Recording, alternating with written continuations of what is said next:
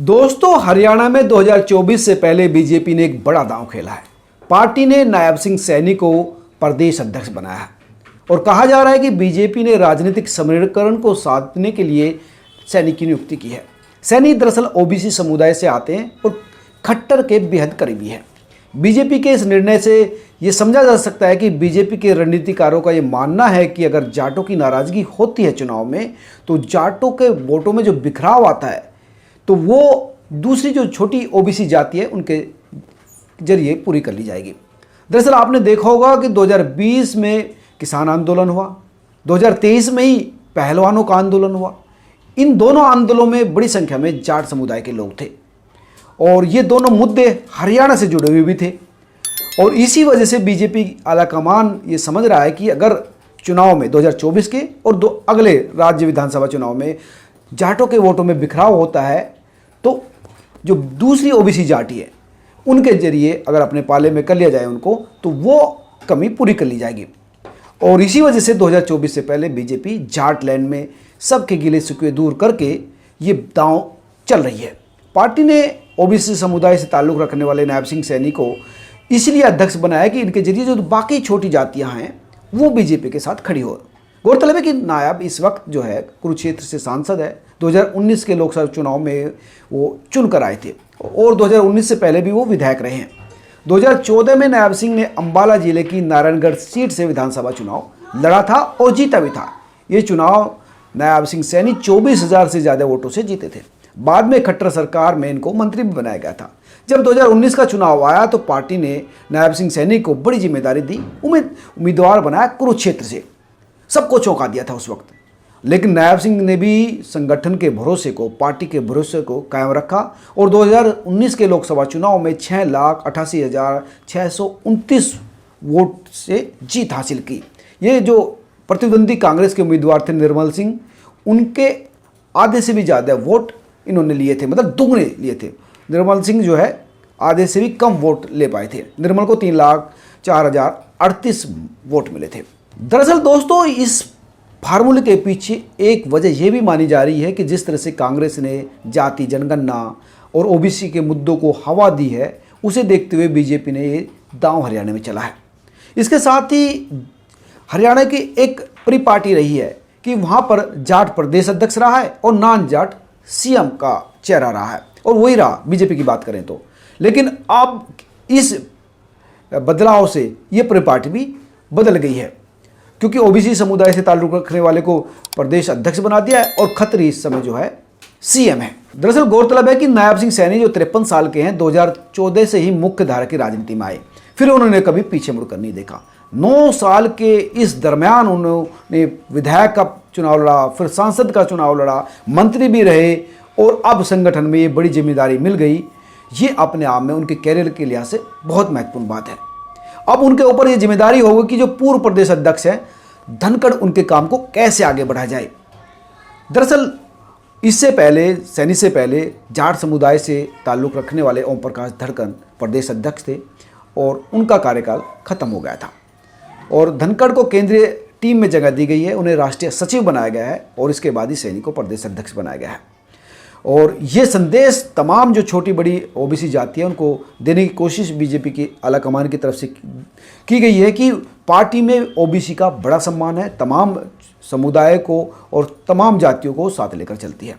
गौरतलब है कि अगर हरियाणा की बात करें, किसानों आंदोलन हो, पहलवानों का आंदोलन हो, ये तमाम जो चीज़ें थी वो कहीं ना कहीं बीजेपी के लिए सरदर्द बनी हुई थी और इसी वजह से नायब को लाया गया है। अब नायब की जिम्मेदारी है कि उस संगठन को एकजुट रखे और 2024 से पहले जो तमाम बीजेपी का कैडर है और जो दूसरे वोट बैंक है उनको एक साथ मजबूती से साथ लाए। ये भी एक पहलू है इस नियुक्ति का कि वो खट्टर के करीबी हैं और विश्वास पात्र भी माने जाते हैं।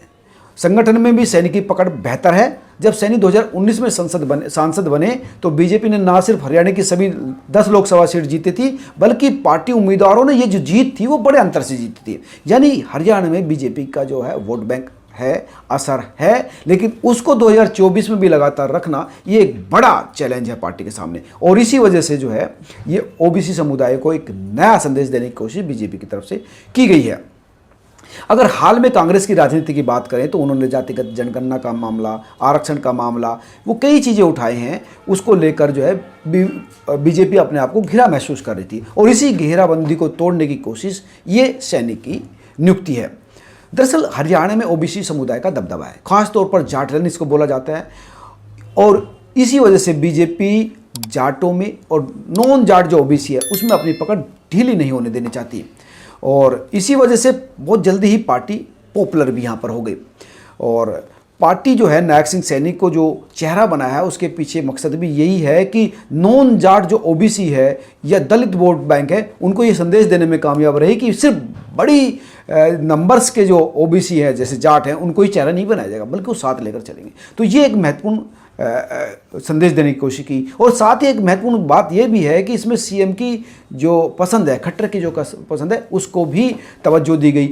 अब सरकार और संगठन दोनों को साथ लेकर तालमेल बैठाया जा सकता है, आगे बढ़ा जा सकता है, और जो सरकारी योजनाएं हैं वो संगठन के जरिए गांव-गांव तक पहुंचाई जा सकती है। हालांकि 2024 का जो लोकसभा चुनाव है वो बीजेपी के प्रदेश अध्यक्ष के रूप में सैनी की पहली राजनीतिक परीक्षा हो गई। ये परीक्षा बहुत बड़ी है। उनकी नियुक्ति ऐसे समय पर की गई है जब बीजेपी सरकार भारी एंटी इनकम्बेंसी से जूझ रही है। हरियाणा में सैनी जाति की अगर बात करें तो वो आबादी के हिसाब से 8% है। 8% भी काफ़ी बड़ी संख्या मानी जाती है, और इनका जो है कुरुक्षेत्र, यमुनानगर, अंबाला, हिसार, रेवाड़ी जिलों में अच्छी खासी पकड़ है, संख्या भी है और इनका इफेक्ट भी है। अब इनका काम है कि इन जातियों को जोड़ना, धनखड़ के काम को आगे बढ़ाना। 2020 में ही ओम प्रकाश धनखड़ को प्रदेश अध्यक्ष बनाया था। अगर उनकी बात करें तो वो एक बड़ा चेहरा बनकर उभरे हैं। हरियाणा में धनखड़ के जरिए संगठन की ताकत भी बढ़ी है, बहुत काम भी उन्होंने पिछले 3 सालों में किया है। उन्होंने कैडर को पन्ना लेवल तक मजबूत करा है, नए कार्यकर्ता जोड़ा है। अब इसी जो प्रोसेस को सैनी के ऊपर है आगे बढ़ाना, नए वोटर्स जोड़ना, समर्थन जोड़ना, और 2024 में फिर से केंद्र में बीजेपी की सरकार बनाना। और ये इसी वजह से उनको ये जो है नियुक्ति दी गई है, इसी वजह से उनको ये जिम्मेदारी दी गई है। दरअसल दोस्तों आप देखेंगे तो 2020 में बीजेपी ने धनखड़ को प्रदेश अध्यक्ष की जो कमान सौंपी थी वो जाट समुदाय से आते थे, और इसके पीछे जो वजह मानी गई थी कि जाट समुदाय को साधने की कोशिश है। क्योंकि इससे पहले अगर 2016 की बात करें तो हिंसक जाट आरक्षण को लेकर आंदोलन हुआ था, और उसे में जो है बीजेपी को लेकर नाराजगी देखी गई थी। और इस जाट आरक्षण आंदोलन का सबसे ज़्यादा असर भी हरियाणा में था, पश्चिम उत्तर प्रदेश में था, और इसके बाद ही इनको प्रदेश अध्यक्ष बनाया गया था। अब फिर से जो है पहलवानों का आंदोलन है, किसान आंदोलन हुआ है, वो भी कहीं ना कहीं पार्टी और जाटों के बीच दूरी बढ़ते हुए का साइन था। लेकिन अब पार्टी आलाकमान का ये मानना है कि जाट तो जितने हमारे साथ है, जो कैडर के वोट हैं वो तो आएंगे ही आएंगे, लेकिन जो नॉन जाट ओबीसी है उनको कैसे अपने साथ रखा जाए, और इसी वजह से जो है नए वोटर्स को अपने साथ साधने की कोशिश की जा रही है। हालांकि हर पार्टी, चाहे कांग्रेस हो, बीजेपी हो, जेजेपी हो, वो जब चुनाव आता है तो जाट समुदाय पर डोरे डालती है, क्योंकि इनकी आबादी में हिस्सेदारी 25% है। हर कोई ये चाहता है कि उनके साथ हैं। लेकिन पिछले चुनाव का अगर आंकड़ा देखें तो जाटों ने बड़ी संख्या में वोट बीजेपी को दी है। अगर हरियाणा में आंकड़ों की बात करें तो राज्य में पिछड़ा वर्ग की आबादी 31% है, जबकि अनुसूचित जाति की संख्या 21% है। हालांकि धनखड़ ने इस नियुक्ति के बाद कहा कि बीजेपी जो है परिवार आधारित पार्टी नहीं है, वो एक बड़ी पार्टी है और अक्सर नए चेहरों को जिम्मेदारी देते रहे हैं। इसमें कहीं कोई गलत नहीं है, और बीजेपी कार्यकर्ता को कभी भी कोई भी जिम्मेदारी मिल सकती है, उसको हर वक्त अपनी नई भूमिका निभाने के लिए तैयार होना चाहिए। और सैनी के लिए भी यही बात है, और पार्टी उनके साथ खड़ी है एकजुटता के साथ, क्योंकि हमारी पार्टी राष्ट्रीय पार्टी है और जिसमें बूथ प्रभारी से लेकर राष्ट्रीय अध्यक्ष तक बदलते रहते हैं। ये एक स्वाभाविक प्रक्रिया है। गौरतलब है कि अगर धनखड़ की बात करें तो 1978 में वो आरएसएस के प्रचारक के रूप में आरएसएस से जुड़े। उसके बाद उनकी बीजेपी में राजनीतिक पारी शुरू हुई और वो लगातार बीजेपी के साथ जुड़े हुए और कद्दावर नेता माने जाते हैं। उनके इस काम को आगे बढ़ाने की जिम्मेदारी अब सैनी की है। लेकिन बड़ा सवाल यही है कि बीजेपी की इस नई स्टैंड से पार्टी क्या हरियाणा में ज़्यादा वोट गेन कर पाएगी? क्या पार्टी 2024 में फिर से वही 10 की 10 सीट जीत पाएगी? ये एक बड़ा सवाल है। आप तमाम लोग क्या सोचते हैं जरूर बताएं। नमस्कार।